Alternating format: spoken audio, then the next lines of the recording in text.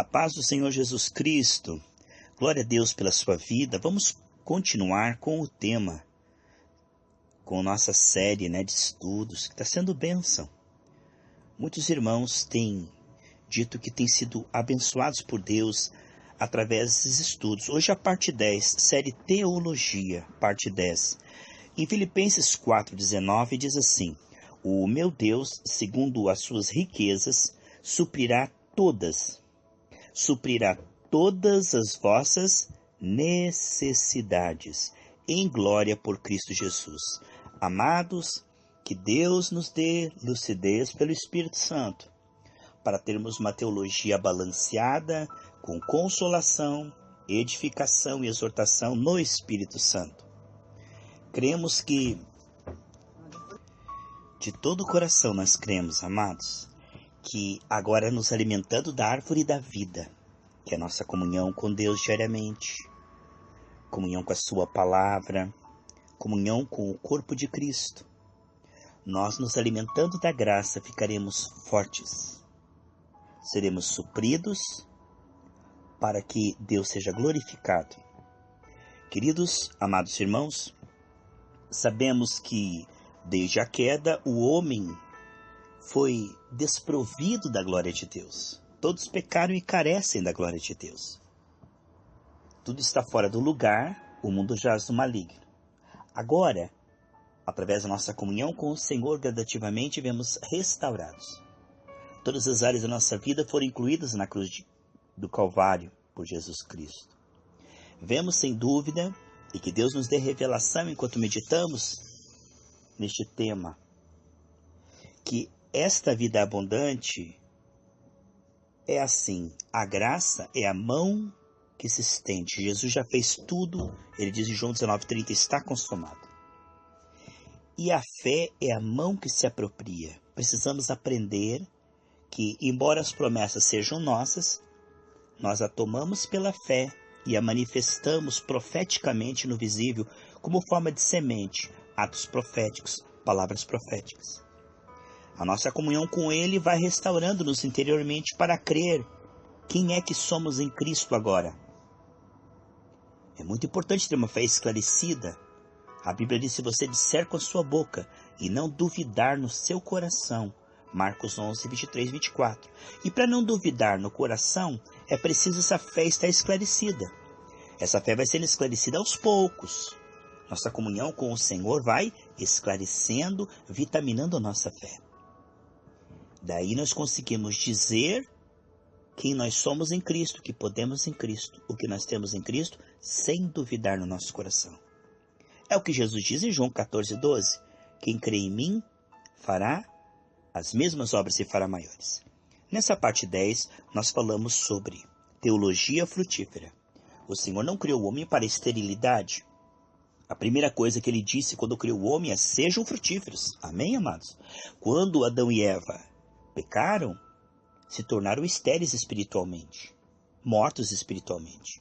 Mas Jesus vem e retifica e diz a mesma coisa: eu vim para que vocês tenham vida e a tenham com abundância. E essa frutificação, ela tem a ver com interior e exterior. A frutificação interior, caráter, paz, amor, alegria, diz que o reino de Deus é paz, amor e alegria, lá em Romanos 14, 17. Quando o Senhor diz: buscai, pois, o reino de Deus, em Lucas ele diz: o reino de Deus não vem com aparência exterior. Mas ele diz em Romanos 14, 17, o reino de Deus é paz, amor, alegria, né? Esse amor é justiça, é a capacidade de expressar o amor de Deus, libertando vidas. O fruto interior é resgatar novamente a imagem e semelhança perdida. Deus fez o homem à sua imagem e semelhança. Então, esse é o fruto interior, uma frutificação interior. E a frutificação exterior é o desempenho. Imagem, semelhança e domínio. O domínio, então, é essa capacidade de expressar o poder, a sabedoria de Deus com a motivação correta. Dentro, o amor, a misericórdia, a compaixão. E por fora, sinais, prodígios, maravilhas e milagres. Então vemos a doutrina pura. Aqui nós temos a teologia de Atos dos Apóstolos. A frutificação interior, que dá ao homem estrutura e pureza de intenção, para uma frutificação exterior. Que o Senhor diz, eis que vos ungi, lá Isaías 61, para curar os doentes, libertar os cativos, consolar os que choram, anunciar o ano aceitável do Senhor. Então aqui nós estamos vendo a eficácia da frutificação exterior. Olha o que vemos aqui. O meu Deus suprirá todas as vossas necessidades em glória por Cristo Jesus. Então Deus supre tudo o que necessitamos para servi-lo, para ter uma comunhão com Ele cada vez mais profunda. O que vemos sem dúvida é que Deus supre tudo o que nós necessitamos para ser e para fazer o que Ele nos chamou em Cristo pelo Espírito Santo. Ser tem a ver com imagem e semelhança interior, por dentro a piedade, por fora uma vida abundante com sinais, prodígios, maravilhas e milagres. Nada falta a nós, tudo está consumado para a vida e para a piedade. Diz lá em 2 Pedro capítulo 1, do versículo 2 ao 4. Agora essas coisas são oferecidas e não acontecem automaticamente, não por acaso. Deus dá na cruz do Calvário e agora o Espírito Santo está nos revelando e nos estruturando, nos ensinando como receber. A Bíblia diz em 1 Coríntios, capítulo 2, do 9 ao 12 lá, que o Espírito Santo, aquilo que os olhos humanos não viram, os ouvidos não ouviram, não subiu ao coração do homem, são as coisas que o Espírito revela. Ele revela o coração de Deus e o que temos agora em Cristo. Então, o mesmo Deus que cumpriu a sua parte, agora está nos fortalecendo, esclarecendo a nossa fé, para que nós venhamos a receber, nos apropriar no visível, aquilo que nós já temos no Espírito. Em João 3,27 diz, uma pessoa só pode receber o que lhe é dado do céu.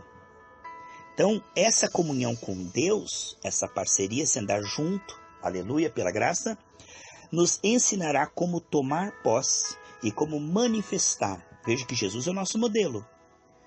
Ele falava com o Pai, dava graças, e depois falava com as circunstâncias, falava com a febre, falava com os ventos, falava com Lázaro, sai para fora. Então Tiago 1,17 diz assim, que toda dádiva e todo dom perfeito vem do alto, descendo do Pai das luzes, em que não há mudança nem sombra de variação. Ele supre todas as nossas necessidades, porque desde a queda nós temos muitas necessidades na nossa alma, no nosso cotidiano, nos nossos relacionamentos. E essas necessidades, elas são percebidas pela Escritura. À medida que você vai lendo as Escrituras no espírito correto, junto com os seus irmãos, com pessoas cheias do Espírito Santo, você vai entendendo essas necessidades e compreendendo que foi concedido na cruz do Calvário poder para suprir aquelas necessidades. Deus generosamente quer suprir essas necessidades. Quando eu descubro essas necessidades, eu não me esforço e não me culpo. Eu recebo. Em 1 João 5,15 diz assim, e se sabemos que Ele nos ouve em tudo o que pedimos, sabemos que temos o que dele pedimos segundo o que Ele prometeu.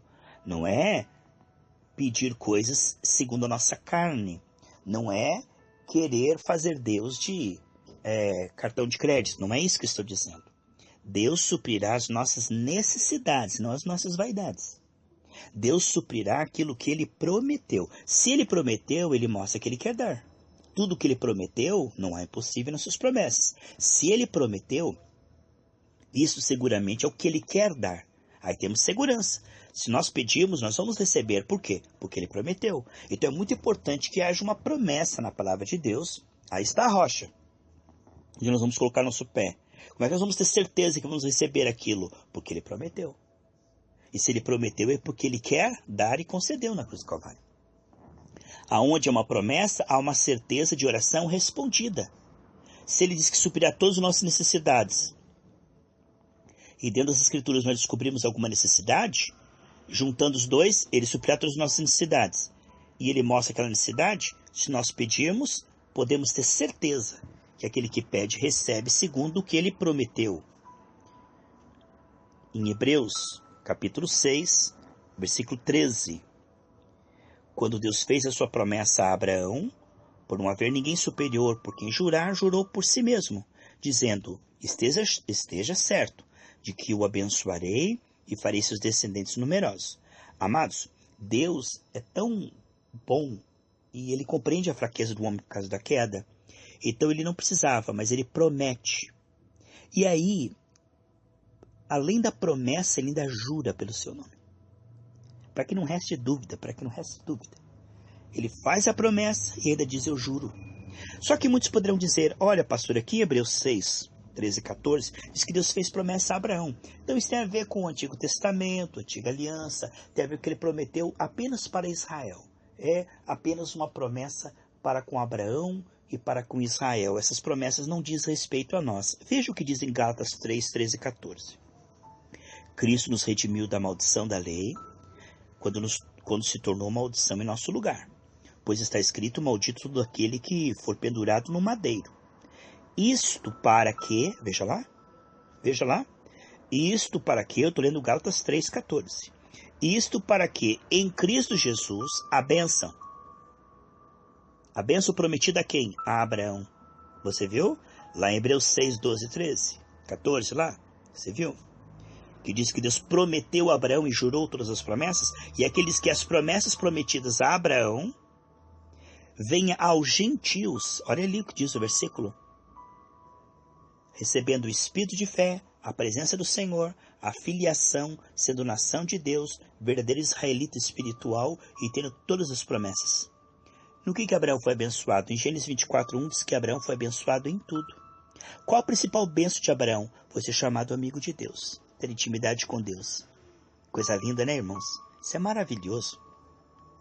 Em 2 Coríntios capítulo 1, versículo 19 e 20 diz assim: pois o Filho de Deus, Jesus Cristo, pregado entre vocês por mim e também por Silvano e Timóteo, não foi sim e não. Veja, não é uma doutrina, uma teologia nebulosa, areia movediça.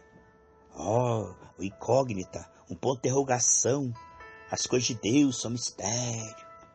As coisas de Deus, na sua infinita sabedoria, na sua soberania, a gente nunca sabe, nunca tem certeza. Não, irmãos, não. Aquilo que Deus tornou claro nas Escrituras, não fique pondo dúvida. E nem fique orando: se for da sua vontade. Se você está orando se for da sua vontade o que ele prometeu, você está duvidando dele, da promessa dele e do juramento. Porque se ele já falou, já prometeu, é a vontade dele. Não tem que orar se era a sua vontade. Mas Jesus não dizia: Pai, se for da sua vontade, cura. Como ele conhecia a vontade do Pai, ele dizia: Pai, porque eu sei que é a sua vontade. Porque eu tenho certeza que é a sua vontade, por isso eu vou manifestar a cura. Então, assim que nós temos que fazer. Andando com Deus, nós temos clareza. Conhecemos não só as Escrituras, mas conhecemos a mente de Deus. Aqui está a teologia frutífera. Você só pode ser frutífero tendo uma comunhão de qualidade com as Escrituras, com Deus e com o povo de Deus. Aí você vai ter uma revelação clara de Deus e não ficar com essas ideias loucas que Deus age contrário ao seu nome. Se o seu nome é "Eu sou o Senhor que te sara", como é que ele coloca enfermidade para tratar, para abençoar? Não, meus irmãos. Deus não vai contra a sua natureza. Se o nome dele é Jeová Jiré, como é que ele não vai te dar toda a provisão que você precisa para as boas obras, se ele te chamou para as boas obras? Veja. É muito importante ter uma fé bíblica. É muito importante ter uma fé frutífera. Diz aqui, não é sim e não, quer dizer, não tem essas variações que Deus muda, Deus é bipolar. O que ele escreveu é para sempre. Se ele falou algo na sua palavra, isto é eterno. Então, as promessas de Deus não são sim e não. Tem gente que prega aquele jargão assim: olha, irmãos, quando você ora, Deus diz sim, não ou espere. Que coisa doida, irmãos. Onde é que está isso na Bíblia? Aqui não diz que é sim e não. Diz sim, sim. Deus não diz não para aquilo que ele disse sim. E ele não diz espere. Na verdade, em Isaías 30 diz que é ele que está esperando nós. Porque ele já concluiu tudo da cruz do Calvário. Agora está edificando a nossa fé, nos capacitando para receber, sem virar idólatras, nos estruturando. Então ele não diz espere, é ele que está esperando, porque na verdade o homem caiu e agora está sendo restaurado, né?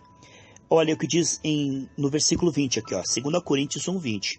Pois quantas promessas forem feitas por Deus, Promessas feitas por Deus. Tem em Cristo o sim, e por isso, por meio dele, o amém é pronunciado por nós para a glória de Deus. Então, as promessas de Deus já tem em Cristo na cruz do Calvário. Não está consumado o sim e o amém. Não há variação, não há mudança, irmãos. Em Romanos 13:8 diz assim: não devo nada a ninguém, a não ser o amor. Aleluia. Quando alguém tiver em falta com você, diga: Senhor, essa pessoa não me deve nada, eu já perdoo ela, eu é que devo amor para essa pessoa. É eu que estou em débito, Senhor.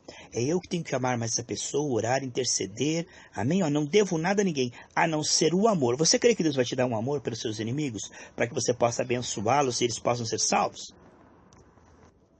Aqui então está dizendo, veja só que coisa tremenda: não devo nada a ninguém. Isso é uma profecia sobre a sua vida, amém? Toda escritura é alimento, é profecia, tudo que está escrito ali é testamento. O que é testamento? É algo que ele nos concede como herança pela morte e ressurreição de Cristo. O Novo Testamento é concessão de graça, é aquilo que Deus concede, porque Jesus morreu e ressuscitou em nosso lugar. Deus nos concede o Novo Testamento. Então, são boas notícias. Tudo que Deus diz ali a teu respeito, não é para você se esforçar e tentar produzir aquilo, e nem se culpar. Todo dom, toda dádiva vem do Pai das luzes. Ninguém tem nada se não for recebido do céu. Então, se ele disse aqui, olha só, olha que coisa maravilhosa. Romanos 13:8. Não devo nada a ninguém, a não ser o amor uns pelos outros, pois aquele que ama o próximo tem cumprido a lei.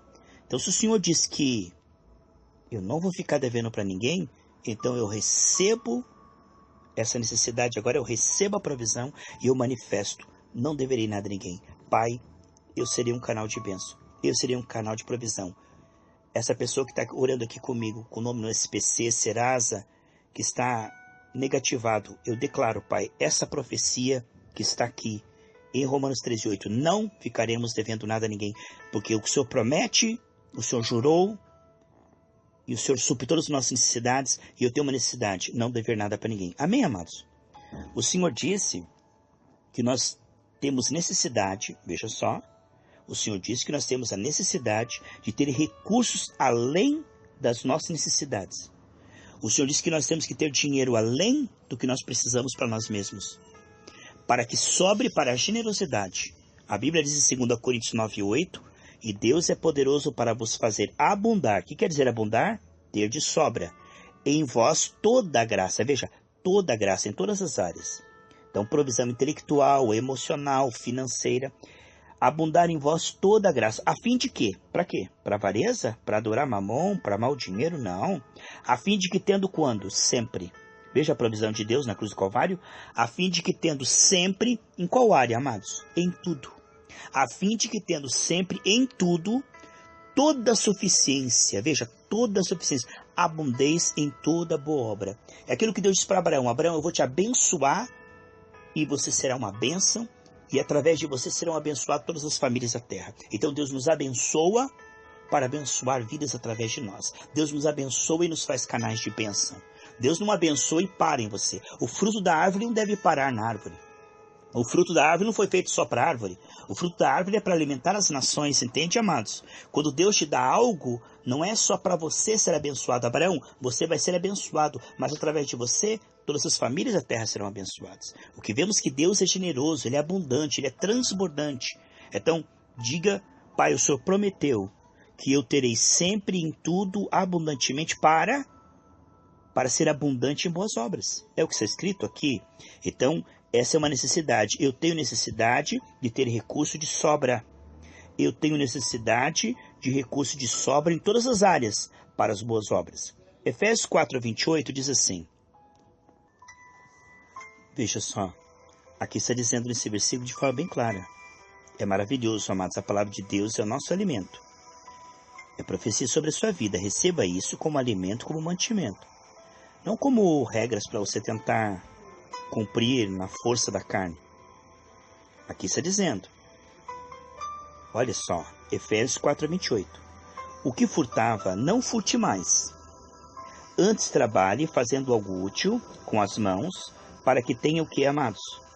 O que repartir com quem tiver necessidade. Então aqui diz que nós iremos produzir além das nossas necessidades. Que nós tínhamos uma vida inútil, agora nós somos chamados a ter ganho além do que nós precisamos para ajudar o órfão, a viúva, a obra missionária. Você crê nisso, amados? Diga, Pai, eu tenho uma necessidade de ter recursos além do que eu preciso para mim mesmo, para as boas obras. Eu creio e profetizo isso nas minhas circunstâncias. A Bíblia diz em Efésios 5,18, sejam cheios do Espírito Santo. Eu tenho uma necessidade, Pai, ser cheio do Espírito Santo. Então agora eu recebo, porque eu creio que o que o Senhor promete, eu tenho disponibilizado, eu estendo as minhas mãos e recebo, fico cheio agora do Espírito Santo e falo, ajo como quem está cheio do Espírito Santo. Eu me revisto das armaduras do Espírito para esse dia. Eu me revisto da tua sabedoria, do teu poder, da tua alegria, da tua paz. Eu me revisto da tua unção que despedaçou do jugo. Isso está disponibilizado, está prometido. Agora creia a ponto de receber e falar como quem recebeu. Receber e falar como quem já recebeu. A Bíblia diz, em Lucas 14:23, que ele deseja que a casa dele fique cheia. Então nós temos necessidade que Deus traga as pessoas que estão sofrendo nas casas, nos hospitais, para a igreja para ouvir a palavra.